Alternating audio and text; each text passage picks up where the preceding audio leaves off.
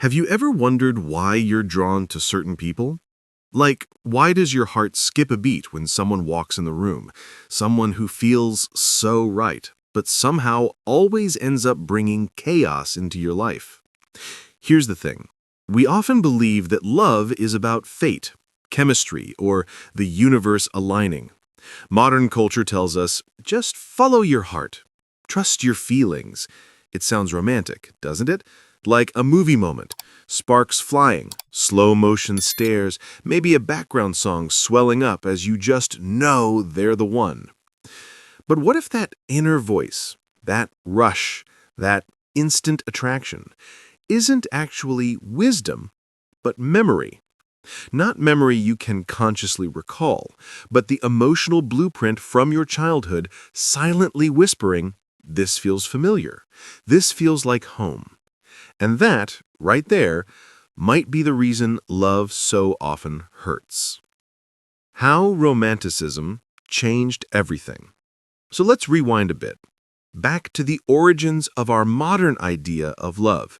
For most of human history, marriage wasn't about passion or butterflies. It was about survival, family alliances, and maintaining land or wealth. Love had little to do with it. Couples were often chosen by parents, kings, or matchmakers. If you were lucky, affection might grow later, but that wasn't guaranteed. Then, in the late 18th and 19th centuries, something revolutionary happened. The rise of Romanticism. Romanticism told us, forget what your parents want, forget social convenience. The only real guide in love is your heart.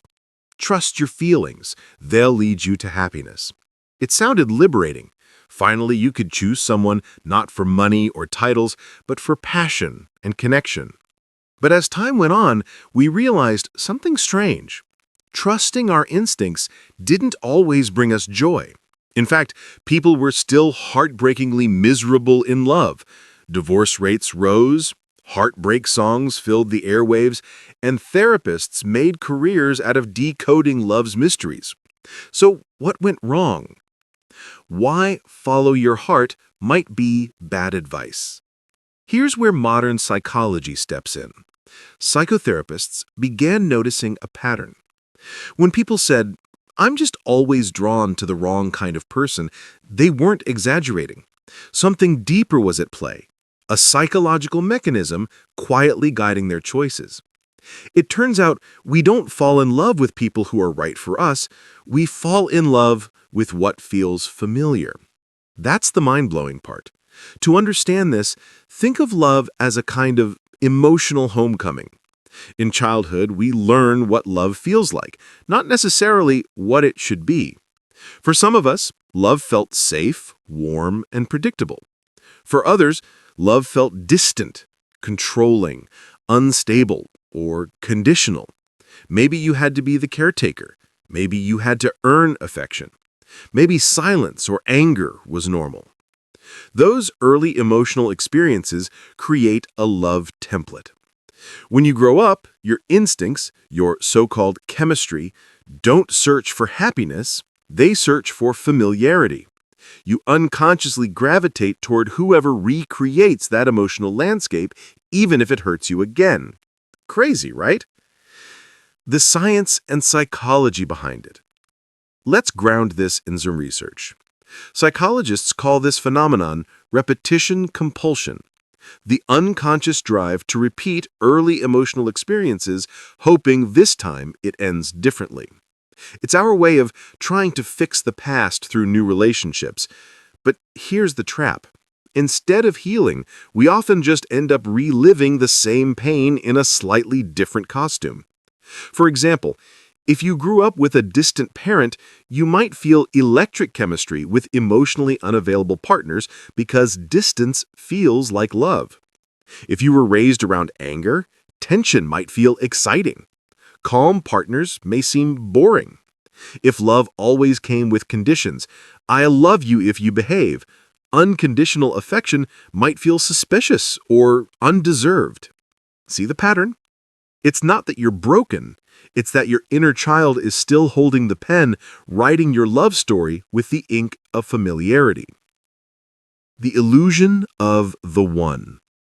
So here's a question worth asking. When you meet someone and instantly think they're the one, what are you actually recognizing? Sometimes what feels like cosmic destiny is really emotional déjà vu. That spark can be your nervous system lighting up because it's detected someone who fits your old pattern. They're not new, they're home. Just not necessarily a healthy one. It's why good, stable, kind people sometimes don't excite us. They might be too safe, too unfamiliar. Our body doesn't translate safety as love, it translates chaos as connection. Learning this can hit deep. It forces you to question the biggest cliché in love, that chemistry equals compatibility. But chemistry on its own doesn't guarantee happiness. Sometimes it's just trauma meeting trauma and calling it fate. Breaking the cycle, how to choose better. So, how do we stop falling for what hurts us? There's no magic switch, but there are powerful steps to break this unconscious loop. 1. Understand your emotional blueprint. Spend time reflecting on what love felt like growing up. Not what it looked like, but how it felt. Were there unpredictability, neglect, or criticism? Did you feel seen and safe? Awareness is step 1. 2. Journal your attractions. Make 2 lists, people who excite me and people who bore me. Now ask, what do the exciting ones have in common emotionally with people from your past? What about the boring ones? Often the stable ones feel dull because they don't trigger your nervous system in familiar ways. 3. Question your instant reactions.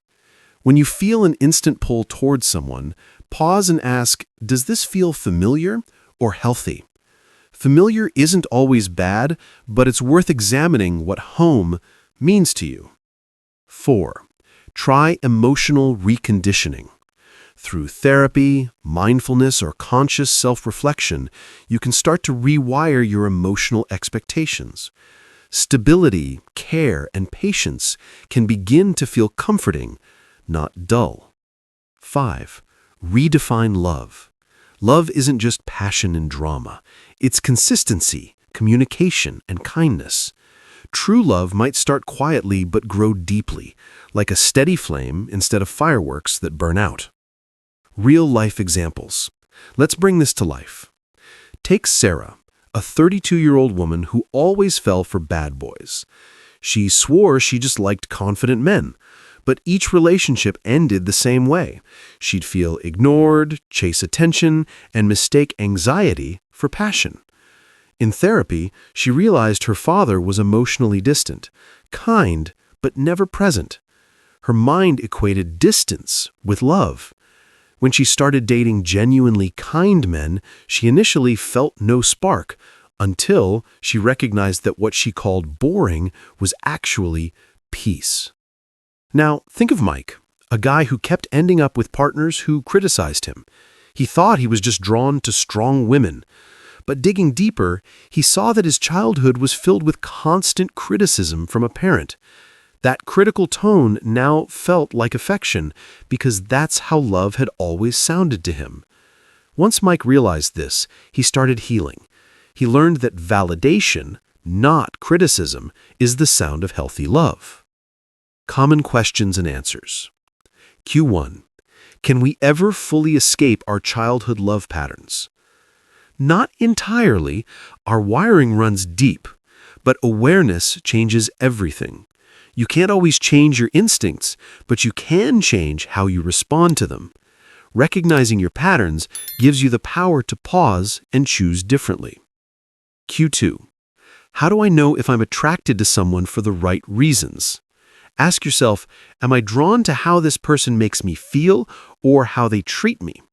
If it's all about thrill or tension, beware. If it's about comfort, safety, and growth, you're probably on the right track. Q3. Why do I lose interest when someone treats me too well? Because your brain confuses calm with boredom. It's like expecting a roller coaster, but getting a peaceful drive by the beach. It takes time for your nervous system to accept that safety can be exciting too. Q4. Is romantic chemistry always a bad sign? Not necessarily. Chemistry is natural. It helps build connection. But examine what kind of chemistry it is. Is it excitement rooted in curiosity, or anxiety that feels like passion? Q5. How can I tell if someone is genuinely right for me? Look for 3 things: understanding, consistency, and emotional availability. If they make you feel safe enough to be your real self, that's love, not just attraction. Love as a form of self-knowledge. Love isn't just about finding the right person. It's about understanding yourself through the people you're drawn to. Each relationship holds a mirror up to your past, reflecting what you still need to heal. When you use that mirror wisely, every heartbreak, every crush, every mistake becomes part of your emotional education. That's not failure, that's growth. So next time you feel that electric spark, take a breath. Ask yourself, am I falling in love, or am I falling back into a pattern? That single question can change your entire life. A new vision of love. Maybe love isn't about finding someone who completes you. Maybe it's about finding someone who helps you understand yourself deeply enough that you no longer look for completion. When you replace familiarity with conscious choice, love stops being a trapped loop and becomes a doorway to growth. And that's the real magic. Love not as destiny, but as evolution. So here's the truth. We don't choose the people we fall in love with. We choose what feels like love.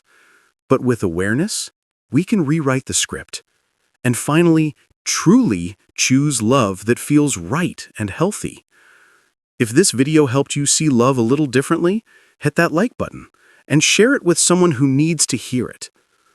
Comment below. What pattern do you think you've repeated in your relationships? And how are you going to break it next time? And remember, real love doesn't always start with fireworks. Sometimes it begins with peace.